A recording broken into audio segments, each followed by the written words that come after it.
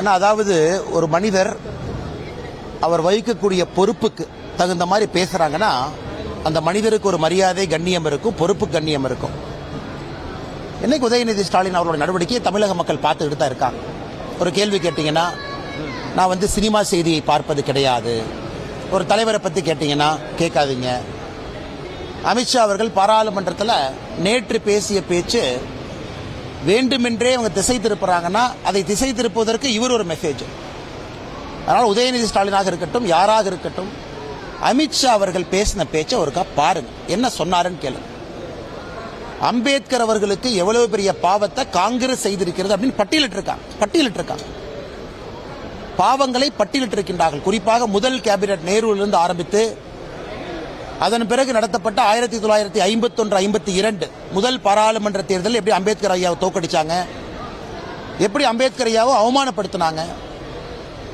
காங்கிரஸை சார்ந்த 2 பிரதம மந்திரிகள் அவர்களுக்கு அவர்களே பாரத் ரத்னா கொடுத்துக்கிட்டாங்க. ஆனால் 1980 வரைக்கும் அம்பேத்கர் ஐயாவை மறந்துட்டாங்க. அன்னைக்கு ஜனசங்கம் இருந்த கூட்டணி ஆட்சி 1980 அம்பேத்கர் ஐயாவுக்கு பாரத் ரத்னா விருது கொடுக்கப்பட்டது. அதன் பிறகு அம்பேத்கர் ஐயாவுக்கு சம்பந்தப்பட்டிருக்கக்கூடிய 6 இடங்கள், பிறந்த இடம், வாழ்ந்த இடம், இறந்த இடம், படித்த இடம், அந்த 6 இடத்தையும் யார் இன்னைக்கு வாங்கி மக்கள் வருவதற்கு அதையெல்லாம் அற்புதமான ஒரு இடமாக யார் மாற்றிருக்கிறாங்க? பிஜேபி அரசு, மோடி ஐயா. அம்பேத்கர் ஐயா படித்த லண்டன் இடத்தை யார் வாங்கியிருக்கிறாங்க? மோடி ஐயா. இதெல்லாம் கூட நாம் பட்டியலிட்டு இருக்கின்றோம். நரேந்திர மோடி ஐயா அவர்கள் செய்திருப்பதை அமித்ஷா அவர்கள் பாராளுமன்றத்தில் பேசினாங்க. அதில் ஒரு வார்த்தை இவங்க என்ன சொன்னாங்க, நீங்க அம்பேத்கர் ஐயா வச்சு இவ்வளவு பாவத்தை நீங்க சம்பாதிச்சிருக்கிறீங்க, அவர் பேரை வச்சு அரசியல் பண்றீங்க, ஆனால் நீங்க எங்கே சென்றாலும் கூட உங்களுக்கு விமோசனம் கிடைக்காது என்று பேசியதை நீங்க அம்பேத்கர் ஐயாவை இழிவுபடுத்தி விட்டீர்கள் என்று காங்கிரஸ் பேசுகின்றார்கள். எதிர்க்கட்சி நண்பர்கள் திமுக பேசுறாங்க. இப்ப உதயநிதி ஸ்டாலின் அவர்களுக்கு ஹிந்தி தெரியாது போடான்னு சொல்றவரு அமித்ஷா அவர்கள் இந்தியில பேசுறது என்ன தெரிஞ்சுக்கிட்டாரு, என்ன கத்துக்கிட்டாரு? அதனால் இடத்திற்கு இருக்கக்கூடிய பொறுப்புக்கும் ஒரு தகுதி இருக்கு, ஒரு பணிவு வேண்டும். அது நம்முடைய துணை முதலமைச்சர் அவர்கிட்ட இல்லை என்பது வெளிப்படையாக தொடர்ந்து தெரிகிறது. பத்திரிகையாளர் நடத்துகின்ற விதம், ஒரு காரில் உட்கார்ந்துக்கிட்டு பத்திரிகையாளர் சந்திப்பு, காரில் உட்கார்ந்துக்கிட்டு, உதாரணத்துக்கு நம்ம சென்னையில் பேசிட்டு வந்தோம், நண்பர்கள் நீங்க கேட்குறீங்க என்ன பேசணும்னு சொல்றீங்க, பேசுறோம், இருந்தும் பேசுறோம், அரை மணி நேரம் தான் ஆச்சு. பத்திரிகையாளர் நடத்துகின்ற விதத்தை பாருங்க. காரில் உட்கார்ந்துக்கிட்டு பத்திரிகையாளர் அப்படியே ஓடுவாங்க. அதுல யாருடைய கால் மீது எந்த வண்டி ஏறுன்னு யாருக்கு தெரியாது. மைக்க நீட்டினாங்கன்னா பதில். இதெல்லாம் தான் ஒரு துணை முதலமைச்சர் பத்திரிகையாளர் நடத்தக்கூடிய விதம். அதனால் உங்களுக்கு தெரியும், நான் வன்மையாக கண்டிக்கின்றேன் என்று சொல்வதை விட அவருடைய இடத்திற்கும் தகுதிக்கும் தகுந்தாற்போல் அவர் பேசுகின்றார்கள் அப்படிங்கிற கேள்வியை உங்கள் மூலமாக மக்கள் முன்னாடி வைக்கிறோம்.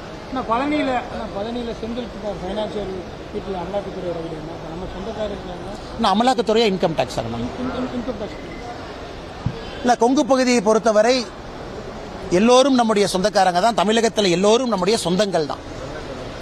இன்று நம்முடைய நண்பர் ஒரு கேள்வி கேட்கிறாங்கன்னா, பழனி பக்கத்தில் ஒரு மீது இன்கம் டாக்ஸ் அதிகாரிகள் ரைட் நடத்துறாங்க, உங்களுக்கு சொந்தக்காரங்களா? ஆமா, சொந்தக்காரங்க தான். எங்களுடைய உறவு முறை அவர்கள். இது கோயம்புத்தூர்ல போன வாரம் நடந்த ஒரு ரைடும் சொந்தக்காரங்க தான். ஆனால் என்னை பொறுத்தவரை தெளிவாக இருக்கின்றேன். மத்திய அரசாக இருந்தாலும் யாராக இருந்தாலும் எந்த ஏஜென்சியாக இருந்தாலும் அவர் நடவடிக்கை அவங்க எடுக்கிறாங்க. பாரதிய ஜனதா கட்சியினுடைய தலைவராக நான் எங்கேயும் குறுக்கிடுவது கிடையாது, யாருக்கிட்டையும் பேசுறது கிடையாது. ஆனால் கொங்கு பகுதியில் எல்லா நம்முடைய சொந்தக்காரங்க இருக்கிறாங்க. பிரச்சனை வரும்பொழுது நியாயமான முறையில் இருக்கும்பொழுது நம்ம தீர்வு கொடுக்கிறோம். எல்லோரும் சொந்தங்கள். நான் சொந்தக்காரங்களையும் சொந்தங்களையும் நான் வேறுபடுத்தி பேசலைங்கன்னா தமிழ்நாடு எல்லாமே சொந்தங்கள் தான்.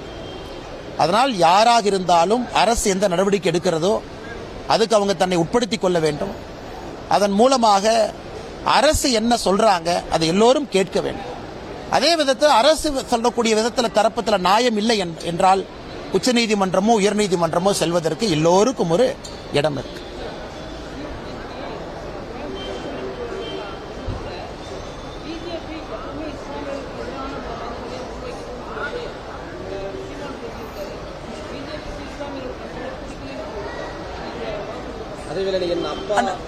அண்ணா, என்னோட அண்ணன் சீமான் அவர்கள் ஒரு விஷயத்தை நல்லா உணர்ந்துக்கணுங்கண்ணா.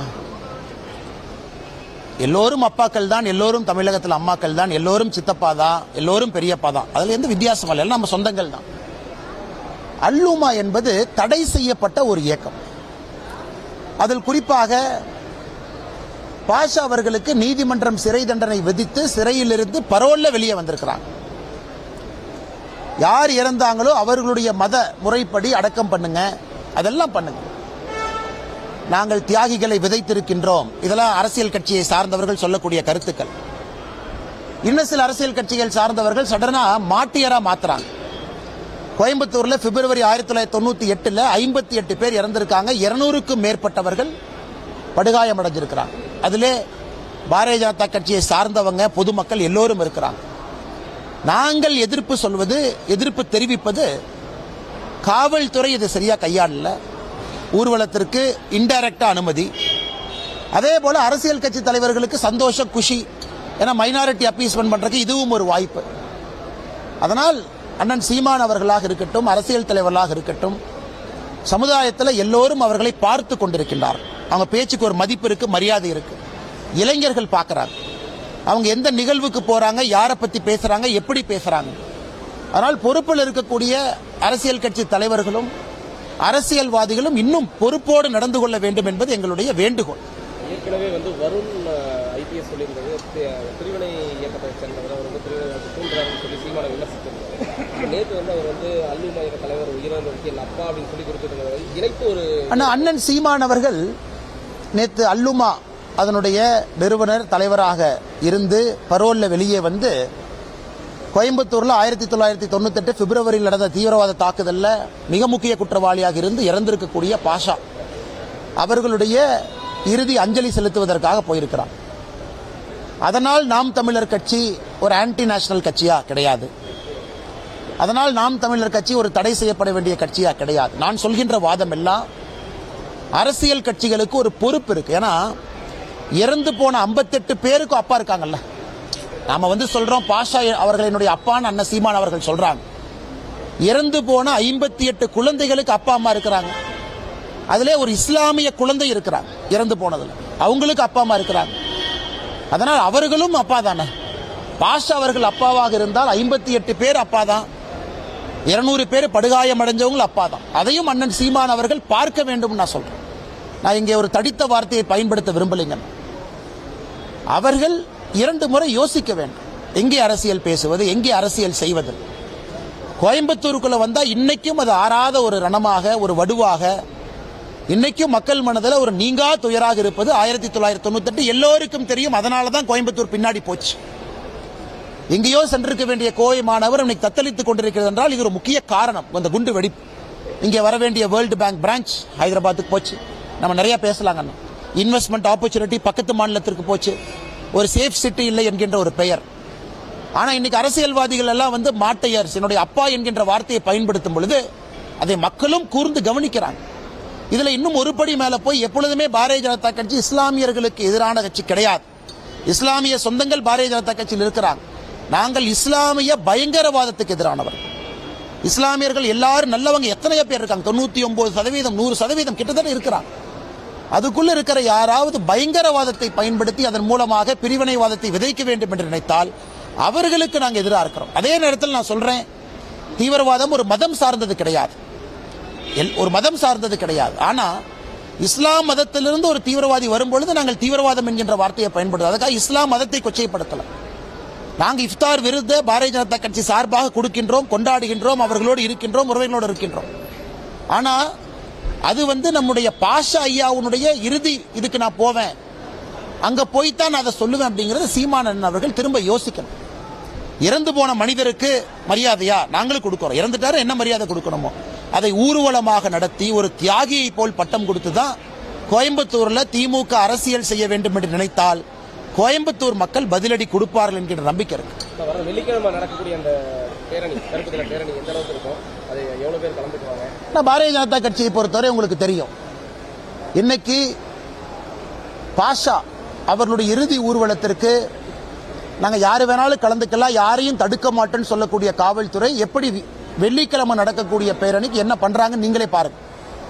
பாரதிய ஜனதா கட்சியினுடைய தலைவர் வீட்டுக்கு நான் கைது பண்ணுவேன், கோயம்புத்தூர் தலைவர்களை வெளியே விட மாட்டேன், 2 பேர் ரோட்ல வந்தாவே 1500 போலீஸ் போட்டு கைது பண்ணுவேன். இதெல்லாம் தொடர்ந்து. ஆனா நாங்க ஒரு விஷயம் கோயம்புத்தூர் மக்களும் புரிஞ்சுக்கணும், பாரதிய ஜனதா கட்சி நரி வருதுன்னு சொல்லிக்கிட்டே இருக்கிறோம். அது உங்களுக்கும் தெரியும், அது மக்களும் இங்கே உணர்ந்து கொள்ள வேண்டும். ஒரு கட்சியாக இருக்கட்டும், இயக்கத்தை சார்ந்தவர்களாக இருக்கட்டும், உயிரை கொடுத்து பல விஷயத்தை உங்கள் முன்னால் வைப்பது. கோயம்புத்தூர் மாநகரத்தில் சூசைட் பாம் அட்டாக்ல இருந்து என்ஐஏ சார்ஜ் ஷீட்டை யாரு படிச்சாலும் தெரியும் எந்த அளவுக்கு ஆழமாக இங்கே பயங்கரவாதம் இருக்கு. ஆனா கோயம்புத்தூர் மக்கள் நல்லா புரிஞ்சுக்கணும், அமைதி, முழுமையான அமைதி இங்கே வரும்பொழுது மட்டும்தான் கோயம்புத்தூர் மாநகரம் தன்னுடைய இழந்த பொலிவை முழுமையாக அது மீட்க முடியும். ஆனா இன்னைக்கு இருக்கக்கூடிய அரசியல்வாதிகள் பேசுற பேச்சை நீங்களும் பாக்குறீங்க. அதே தேர்தலில் நாங்களும் நிக்கிறோம். எல்லா விதமான கருத்துக்களை பார்த்து நீங்க ஓட்டு போடுறீங்க. நாளைக்கு உங்களுடைய குழந்தை ஒரு வளர்ந்த மாநகரத்தில் இருக்க வேண்டும் என்று நினைத்தால் இன்னைக்கு மக்கள் நீங்க முடிவெடுக்கணும். பாரதிய ஜனதா கட்சியில் நாங்க கத்தி பிரயோஜனம் இல்லை. வெள்ளிக்கிழமை அன்னைக்கு நாங்க ஆர்ப்பாட்டம் பண்றோம், அதை பண்றோம், இதை பண்றோம், அதுல எல்லாம் பிரயோஜனம் இல்லைங்க. அது உங்களுக்கு நாங்கள் சொல்லுகின்ற செய்தி ஒரு பொது தளத்தில் இதெல்லாம் நடக்குது பாருங்க. ஆனா மக்கள் நீங்க முடிவெடுக்கணும். மக்கள் நீங்கள் தேர்தலில் வாக்களிக்கும் பொழுது எந்த கட்சி உங்களோடு இருக்கிறது, யார் பயங்கரவாதத்துக்கு எதிராக இருக்கிறார், யார் இங்கே என்ஐஏவை கொண்டு வர வேண்டும் என்று சொல்லுகின்றார், அதை மக்களும் யோசிக்க வேண்டும் என்பது என்னுடைய அன்பான வேண்டுகோள். கேட்கிறார் சார், ஒரே நிமிஷம் வந்துட்டு.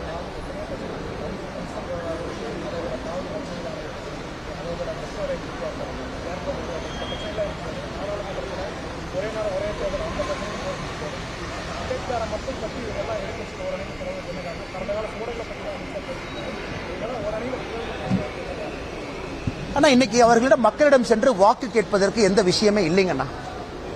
ஆரோக்கியமான விவாதம் செய்து நாங்க மக்களுக்கு இதை செய்யறோம், இது எங்களுடைய ஆல்டர்னேட் டெவலப்மெண்ட் மாடல், பிஜேபி இல்லாம எங்களுக்கு வாய்ப்பு கொடுங்க, நாங்க உங்களுக்கு இந்த மாதிரி ஒரு பொருளாதாரத்தை கொண்டு வர்றோம் கிடையாது.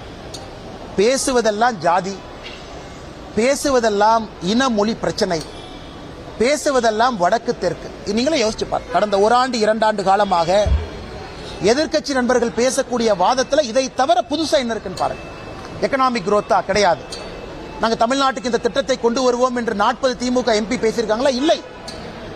என்னைக்கு திரும்ப திரும்ப அமித்ஷாஜி என்ன சொன்னாங்க, அம்பேத்கர் ஐயா, நான் சென்னையில் சொன்னாங்கன்னா, அம்பேத்கர் ஐயா எனக்கு கடவுள், அவருடைய வழிப்படி அரசியல் செய்கின்ற மனிதன் நான். யாராவது திமுக குறை சொல்லட்டும். அண்ணாமலை என்ன மாநில தலைவரான பிறகு எங்களுடைய மாவட்ட தலைவர்கள் எத்தனை பேர் பட்டியலின சகோதர சகோதரிகள் சொல்லட்டும், எண்ணி பார்க்கட்டும். திமுகவையும் பாஜகவையும் எண்ணி பார்க்கட்டும். பொதுச் செயலாளர்கள் பாரதிய ஜனதா கட்சியில பட்டியலினத்தை சார்ந்த பொதுச் செயலாளர்கள் சகோதர சகோதரிகள் எத்தனை பேர் இருக்கிறாங்க, திமுக எண்ணி பார்க்கட்டும். நான் தலைவராக இருக்கும் பொழுது இங்க இருக்கக்கூடிய கட்சி எல்லோரும் சேர்ந்து இதை பயணிக்கிறோம். இதற்கு முன்பு அது நடந்திருக்கு. இன்னைக்கு நான் திமுகவை குறை சொல்றேன், திமுக என் மீது குறை சொல்லட்டும், சுட்டி காட்டுறேன்.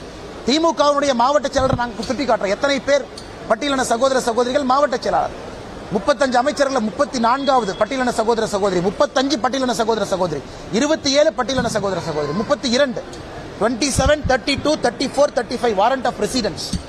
ஏன் பட்டியலினத்திலிருந்து யாருமே சகோதர சகோதரி பினான்ஸ் மினிஸ்டரா வர்ற தகுதி இல்லையா? உள்துறையில் வர்ற தகுதி இல்லையா? இல்ல அவங்க ரூரல் டெவலப்மெண்ட் வர்ற தகுதி இல்லையா? இல்ல 50,000 கோடி ரூபாய் பட்ஜெட் ஹேண்டில் பண்றது அவங்களுக்கு தெரியாதா? இதைத்தான் அம்பேத்கர் எதிர்த்தார்.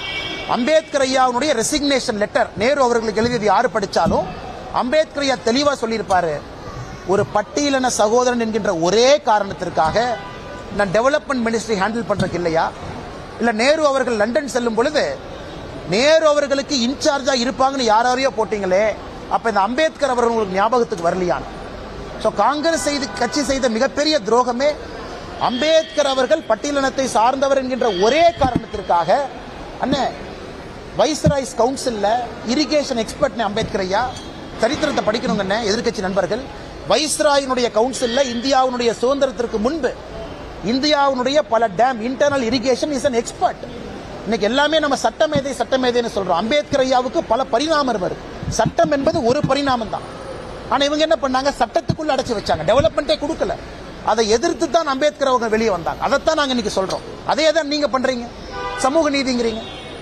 நீங்களே சொல்லுங்க, 35 திமுக அமைச்சர்கள்ல லிஸ்ட் எடுத்து பாருங்க, கவர்னர் ஆபீஸ்ல வாங்கி பாருங்க, யாருக்கு எந்த அதிகாரம் இருக்குன்னு சொல்லி வாரண்ட் ஆஃப் ரெசிடென்ஸ் கொடுத்திருக்காங்க. யாரு 1, 2, 3.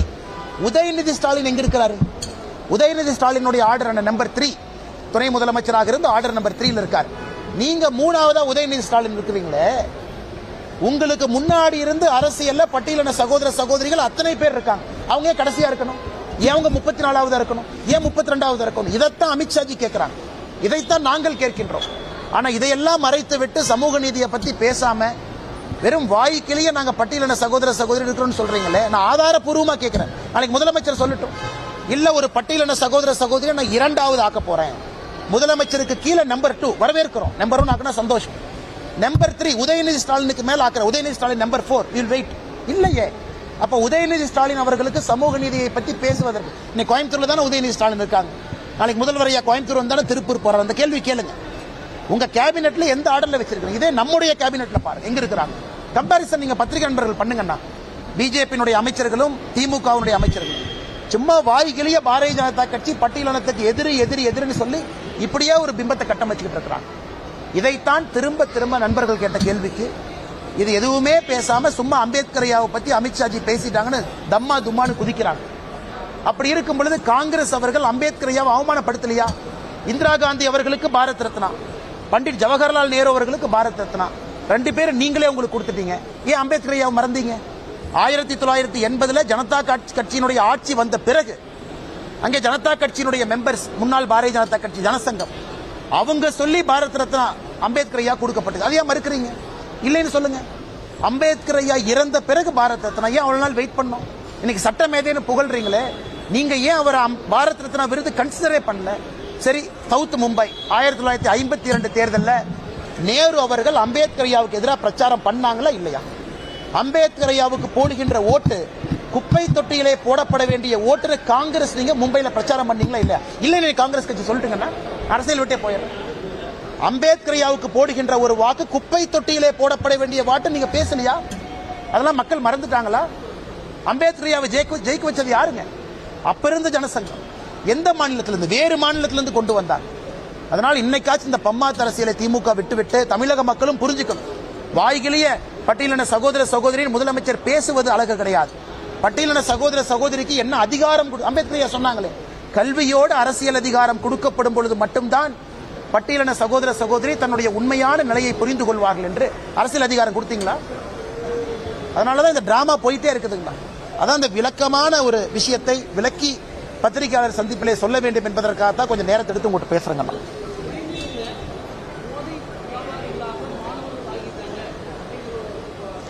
சாதிக் பாஷா போதை கடத்தல் சர்வதேச கள்ளக்கடத்த கும்பல் தலைவர்.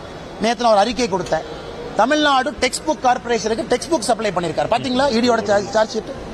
சோ சர்வதேச போதை கடத்தலுடைய தலைவராக இருக்கக்கூடிய சாதிக் பாஷா தமிழ்நாடு டெக்ஸ்ட் புக் கார்பரேஷனுக்கு சப்ளையருக்கு சப்ளையர். அப்ப நம்ம ஊர்ல கல்வி விளங்குமானே? நம்ம ஊர்ல ஏதாச்சும் அரசு பள்ளியோ தனியார் பள்ளியோ ஆரம்ப பள்ளியோ விளங்குமா? சர்வதேச கடத்தல்காரர் இருக்கு. அதனாலதான் எல்லா இடத்துலயும் பாத்தீங்கன்னா இன்னைக்கு உங்களுடைய பத்திரிகையில காலையில பார்த்தேன். உங்க பத்திரிகையில கோவை மாநகரத்தில் எத்தனை கல்லூரிகள் இன்னைக்கு வந்து கஞ்சா புழக்கம் அதிகமாக இருக்குன்னு ஒரு பேஜுக்கு எழுதிட்டீங்க. உண்மைதான். அது எப்படி திடீர்னு வந்து சித்தனால இல்ல. கோயம்புத்தூரை பொறுத்தவரை இந்தியாவிலே இது கல்வி நகரம். இந்தியாவில் எந்த ஒரு மாவட்டத்திலும் இங்க இருக்கக்கூடிய கல்வி கூடங்களை போல் எந்த ஒரு மாவட்டமும் கிடையாது. Coimbatore is number 1 educational hub. Individual institution இது நம்பர் 1ங்கண்ணா. அப்படி இருந்து என்ன நீங்க பண்ணிருக்கீங்க?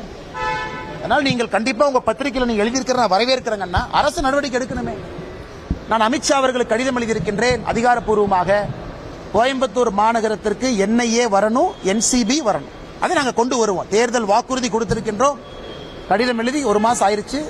அதற்கான சாத்தியக்கூறுகள் அவங்க ஆராய்வாங்க, என்ன பண்ணணும்னு அவங்க யோசிப்பாங்க. எனக்கு நம்பிக்கை இருக்கு. அதை கோயம்புத்தூருக்கு சொன்னபடி நாங்கள் கொண்டு வருகின்றோம். எங்களுக்கு உள்துறை அமைச்சர்கள் செய்வார்கள் என்கின்ற முழு நம்பிக்கை எங்களுக்கு இருக்கணும். நடிகர் விஜய் வந்து ஒரு கருத்து சொல்லியிருக்காரு. அம்பேத்கரின் பெயர் வந்து யாரோ சிலருக்கு வேணா அவருடைய பெயர் கேட்டாலே வந்து ஒவ்வாமையாக இருக்கும். ஆனால் எல்லாருக்கும் எங்களை பொறுத்த வரைக்கும் அவருடைய ஒருத்தரும் வந்து போட்டி போக வேண்டிய ஒரு இல்லை. இதை நான் சொல்றேன்னா இன்னைக்கு இவங்க நான் கேட்கிறேன், விஜய் அவர்கள் இன்னைக்கு அரசியலுக்கு வந்திருக்காங்க. போன வாரம் விஜய் அவர்கள் கோவால ஒரு கல்யாணத்துக்கு போறாங்க. அவர் விமான நிலையத்தில் கேட் நம்பர் 6ல சோதனை கூடத்தில் தன்னை உட்படுத்தி கொண்டு ஒரு தனியார் விமானத்தில் போறாங்க. அவருடைய பிரைவேட் போட்டோ எப்படி வெளியே வந்துச்சுங்க? பிரைவேட் போட்டோ எப்படி வெளியே வந்துச்சு? விஜய் அவர்கள் யாரு கூட வேணாலும் போலாம், அவருடைய தனிப்பட்ட விருப்பம். விஜய் அவர்கள் கூட யாரு வேணாலும் விமானத்தில் போலாம், அவருடைய தனிப்பட்ட விருப்பம். யார் அந்த போட்டோ எடுத்து வெளியிட்டார்? அதனால்தான் நாங்கள் நம்முடைய சிந்தியா அவர்களுக்கு விமான போக்குவரத்து அமைச்சர் அவருக்கு பாரதிய ஜனதா கட்சி சார்பாக கடிதம் எழுத இருக்கின்றோம். யார் அந்த போட்டோவை எடுத்தாங்க?